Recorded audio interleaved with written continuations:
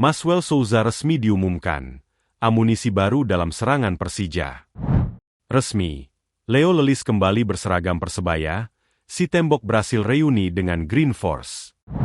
Dapat jatah libur 2 hari, skuad Persib Bandung siap tempur hadapi Super League 2025-2026 dan Playoff ACL 2. Hoki Caraka resmi bergabung dengan Persita Tangerang. Bukan Maguwo Harjo. PSIM Yogyakarta pilih stadion ini sebagai kandang di Super League 2025-2026. Duel pramusim Super League, Bali United dan Persis sama-sama dapat banyak pelajaran. Halo semua, selamat datang di channel Total Liga IDN.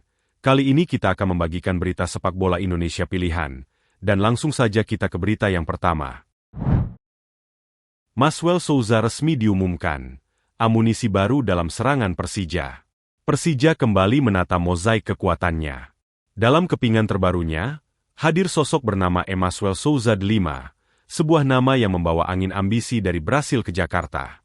Maswell diplot untuk mempertajam sekaligus mengkreasi sistem menyerang sepanjang Super League 2025-2026. Karakter permainannya yang agresif dan adaptif diakini mampu menambah dimensi baru di sektor sayap Persija.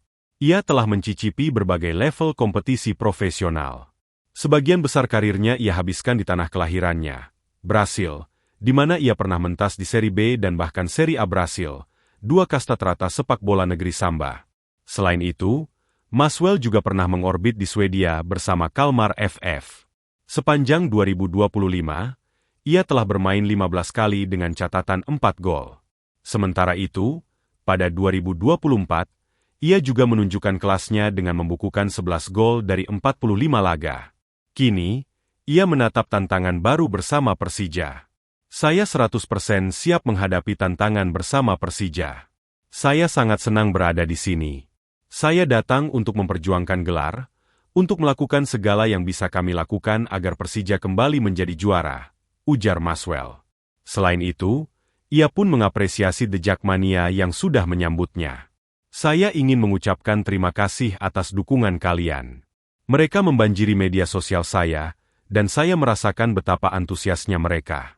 Saya berjanji akan mengorbankan nyawa saya demi jersey ini dan membawa kebahagiaan bagi Jackmania, tutur pemain berusia 30 tahun itu. Resmi, Leo Lelis kembali berseragam Persebaya, si Tembok Brasil reuni dengan Green Force. Kejutan besar datang dari kubu Persebaya Surabaya jelang musim Super League 2025-2026. Klub kebanggaan bonek ini resmi memulangkan salah satu mantan bek andalannya, Leo Lelis, yang pernah menjadi bagian penting dalam sejarah klub saat era History Maker.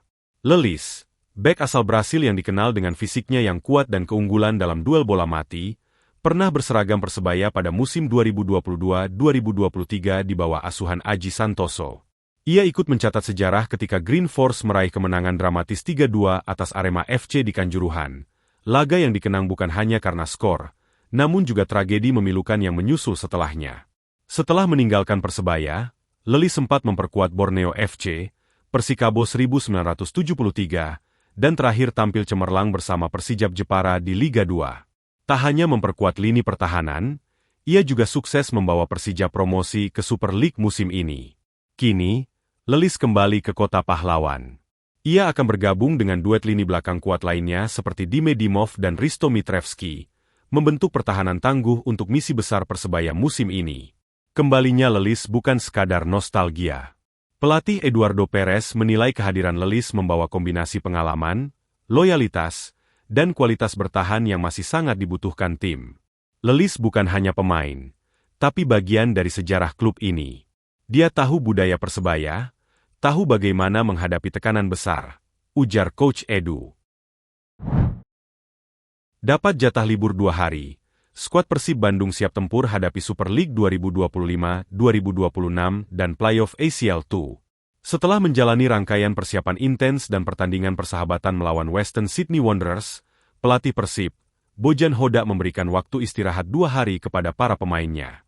Menurut Hodak, jeda ini penting untuk menjaga keseimbangan fisik dan mental skuad sebelum kembali menghadapi padatnya jadwal kompetisi. Kami telah melewati sesi latihan yang sangat berat. Jadi, saya beri waktu libur 2 hari agar pemain bisa menyegarkan kembali fisik dan pikiran mereka, ujar pelatih asal Kroasia itu. Persib dijadwalkan kembali menggelar latihan pada Selasa 5 April 2025 sebagai persiapan akhir menuju kick-off Liga Super Indonesia 2025-2026 dan laga krusial di babak playoff AFC Champions League 2 yang akan digelar akhir pekan ini. Ini semacam reset untuk semuanya. Saya harap setelah libur ini para pemain kembali dengan kondisi prima, semangat tinggi, dan siap menyongsong tantangan baru di musim ini, tambah Hoda. Salah satu pemain yang menunjukkan antusiasme tinggi menyambut musim baru adalah penjaga gawang senior, Teja Paku Alam. Memasuki musim ke-6-nya bersama Maung Bandung, Teja menegaskan kesiapannya bersaing sehat di bawah mistar gawang Persib bersama dua kiper lainnya, Adam Perzibek dan Fitrah Maulana Ridwan. Tidak ada masalah buat saya untuk persaingan ini. Kita harus bersaing secara sehat. Menjalani latihan dengan serius dan selalu menampilkan yang terbaik, kata kiper bernomor punggung 14 itu. Meskipun memiliki ambisi pribadi, Teja menegaskan bahwa prioritas utamanya tetap untuk kepentingan tim. Yang kita lakukan itu semua untuk kebaikan tim.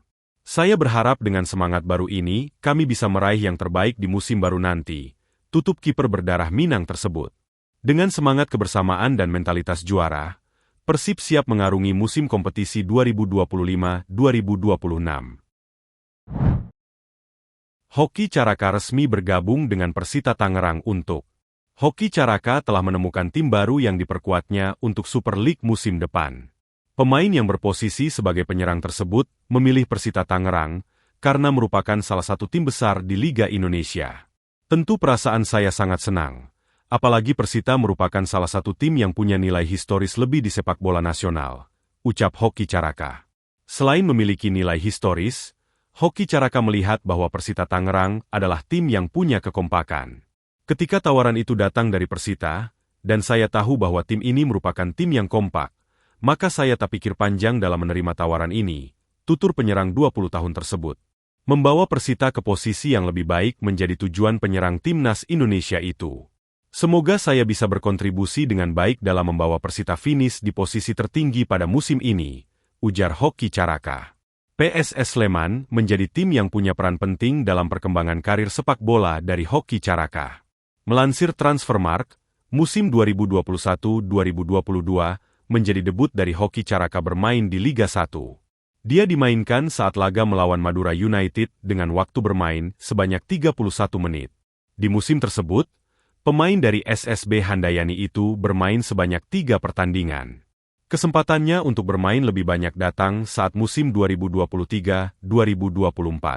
Hoki yang merupakan penyerang cepat tersebut, dimainkan sebanyak 27 pertandingan dengan 22 kali bermain sebagai pemain utama. 4 gol juga berhasil diciptakannya di musim tersebut.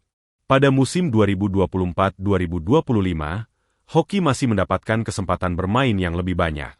Penyerang bertinggi 1,80 meter itu, bermain sebanyak 27 pertandingan dengan 10 kali bermain sebagai pemain utama dan mencetak 3 gol. Menarik dinantikan kiprah Hoki Caraka di Super League bersama Persita. Apakah dia bakal jadi pilihan utama Carlos Pena? Bukan Maguwo Harjo, PSIM Yogyakarta pilih stadion ini sebagai kandang di Super League 2025-2026. Klub promosi asal Yogyakarta tersebut tengah mengebut kepastian kandang mereka di musim depan.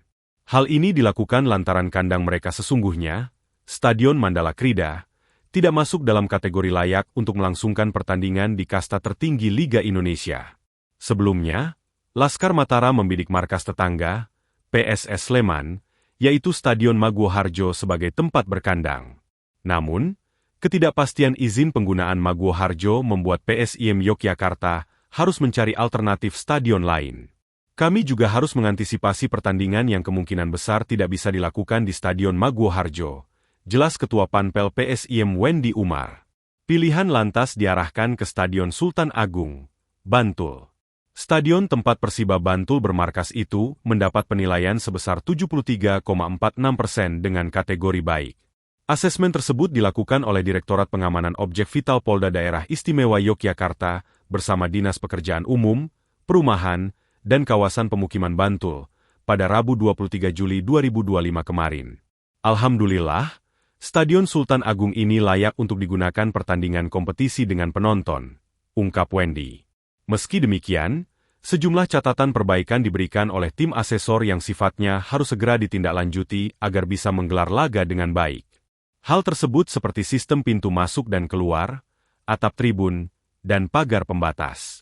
Skuad arahan Jean-Paul van Gastel akan memulai perjalanannya di Super League 2025-2026 dengan bertandang ke markas Persebaya Surabaya pada Jumat 8 Agustus 2025. Duel pramusim BRI Super League, Bali United dan Persis sama-sama dapat banyak pelajaran. Bali United akhirnya menyelesaikan rangkaian uji coba jelang Super League 2025-2026. Terakhir, Bali United menghadapi Persis Solo di Stadion UNS pada Minggu 3 Agustus 2025. Hasilnya, Bali United berhasil meraih kemenangan dengan skor tipis 1-2. Dua gol kemenangan berhasil dilesakan Irfan Jaya dan Boris Kopitovic. Meskipun meraih 3 kemenangan saat menghadapi Deltras FC, PSIM, dan Persis Solo, serta imbang dengan skor 3-3 kontra Bayangkara FC, pelatih Bali United, Johnny Jensen mengakui jika skuad asuhannya masih memiliki kekurangan yang perlu dibenahi jelang menjamu Persik Kediri dalam laga perdana Super League 2025-2026. Saya merasa senang dengan perkembangan tim sejauh ini. Laga hari ini kami bisa menang dan kemenangan ini memberikan permainan terbaik dalam sepak bola. Terkadang memang ada kekurangan di lini tengah dan belakang tetapi semua pemain mau belajar memperbaiki itu semua, ungkapnya. Hasil ini juga membangun mental para pemain dan memperbaiki kekurangan yang ada untuk menjadi lebih baik dalam pertandingan berikutnya, tambah mantan arsitek PEC Zwolle ini. Sementara itu pelatih Persis, Peter de Roo mengaku mendapatkan banyak pelajaran berharga bagi Laskar Sambernyawa saat menjamu tim Receveur dan kawan-kawan. Pelajaran tersebut adalah bagaimana caranya mengantisipasi serangan balik yang efektif. Tim sangat bagus bisa bermain melawan tim seperti Bali United yang menghukum kesalahan kami ketika kami terlalu mudah kehilangan bola, terutama saat mereka memiliki organisasi pertahanan yang rapi. Kami juga menunjukkan hal-hal yang sangat baik saat menguasai bola. Namun secara keseluruhan, saya pikir kami sedikit terlalu ceroboh di lini tengah hingga sepertiga akhir lapangan, tutupnya.